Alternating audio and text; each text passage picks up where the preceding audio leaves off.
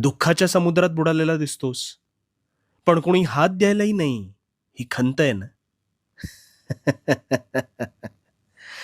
चल, ही खंत आज कायमची मिटवू. लक्षपूर्वक माझं बोलणं अगदी अखेरपर्यंत ऐक, तुझा भार हलका होऊन जाईल. एकदा शेतात काम करत असताना शेतकऱ्याच्या तर्जनीला इजा झाली आणि त्यातून रक्तप्रवाह होऊ लागला. पण जखम अगदी छोटी आहे म्हणत त्याने दुर्लक्ष केलं. कालांतराने त्यावर हळद लावून सुद्धा ती जखम काही भरत नव्हती आणि त्रास वाढल्यामुळे तो अखेरीस वैद्याकडे गेला.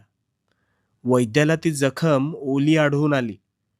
त्यावर शेतकऱ्याने विचारले, ही जखम अल्पशी आहे तरी ही भरत का नाही? त्यावर डॉक्टर म्हणाले, जखम जरी अल्पशी असली तरी तुम्ही त्याच हाताने सतत काम करून करून जखमेवर खपली तयारच